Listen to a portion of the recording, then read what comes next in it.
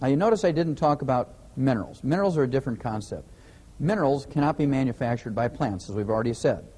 And as a result, you have to consciously supplement with minerals. You can get some vitamins. You can get some vitamin A and beta-carotene and vitamin C and vitamin E from your grains, vegetables, fruits, and nuts, but you cannot get minerals. You cannot guarantee you're going to get minerals, so you must supplement with minerals for this reason. How important are minerals? Well, they're used as cofactors for vitamins. You cannot use vitamins without mineral cofactors. You cannot use enzymes. You cannot use hormones. You cannot use DNA, RNA, chromosomes. You cannot even use oxygen without mineral cofactors. That's how important they are. Secondly, minerals do not occur in a uniform blanket around the crust of the earth. Minerals occur in veins like chocolate ripple ice cream. And you know that chocolate ripple ice cream is 99% vanilla, and it's just 1% chocolate. And here's our problem. Plants cannot manufacture minerals. Minerals do not occur in a uniform blanket around the crust of the earth. They make up 2/3 of the 90 essential nutrients. 60 minerals out of 90 nutrients, 2/3 of the 90 essential nutrients are minerals. That's how important they are.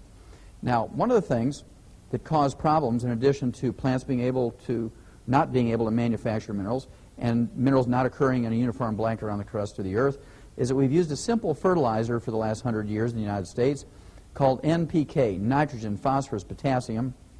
And the simple fertilizer gave the farmers the maximum yield in terms of tons and bushels per acre. Nobody gave a farmer any kind of tax break or cash incentive to make sure that you and I got all 60 essential minerals. That's our own responsibility. Farmers grew tons and bushels. Now, one of the things I want you to pick up, one of the things I want you to get, is a copy of U.S. Senate Document 264.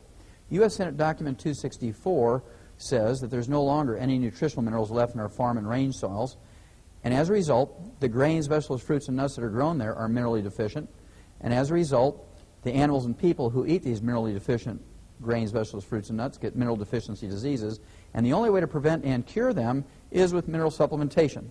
Now, to me, the scary thing about U.S. Senate Document 264 is that it was written and published in 1936. 1936. And at that time, we began to put vitamins and minerals and trace minerals into animal feeds to make up the difference. And, of course, since that time, we've been able to prevent and cure all kinds of diseases in animals with these nutritional formulas. Unfortunately for human beings, we got wonder drugs in 1936. We got sulfa drugs in 36.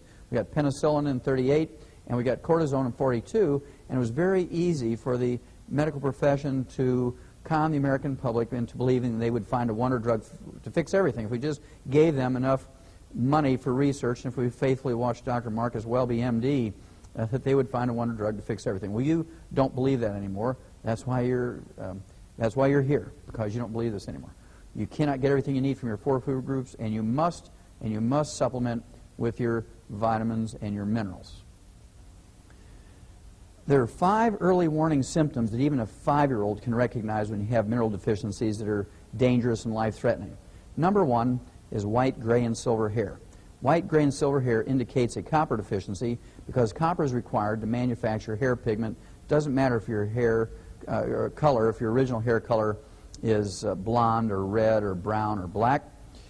Copper is required as a cofactor to manufacture this hair color. So if you have white, gray, or silver hair, you actually have a copper deficiency. Now, if this was just a cosmetic problem, it'd be no worry, but there are more sinister things going on when you have a copper deficiency. Copper is also required as a cofactor to manufacture the elastic fibers in your body, including the elastic fibers in veins and arteries.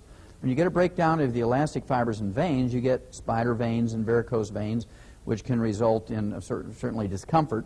But also, you get a breakdown of the elastic fibers in veins. You begin to get a twisting and turning of the veins, so you're at high risk of getting a thrombosis or a blood clot, which can go to your lungs, cause pulmonary embolism or stroke.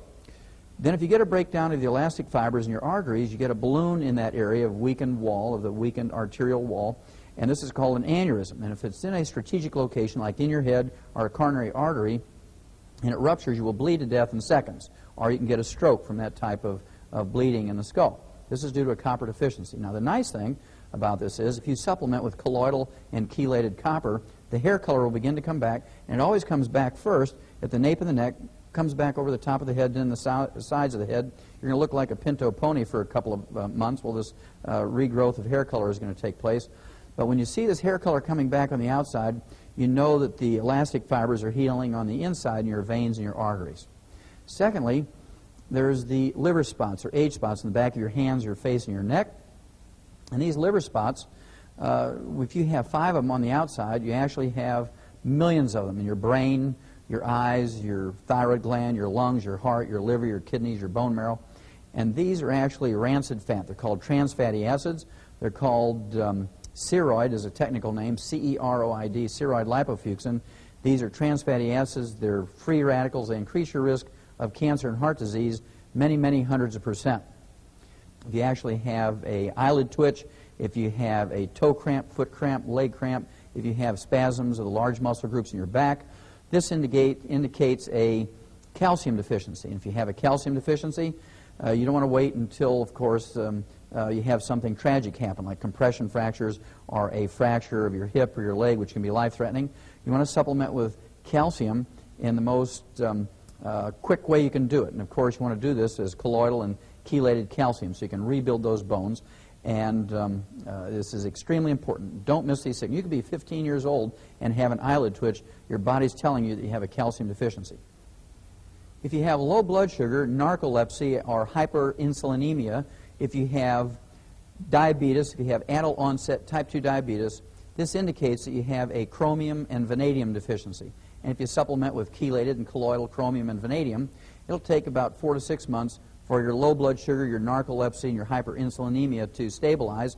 And in a period of a couple of months, you should be able to significantly reduce the amount of either insulin or oral medication you're taking for your adult onset and type 2 diabetes.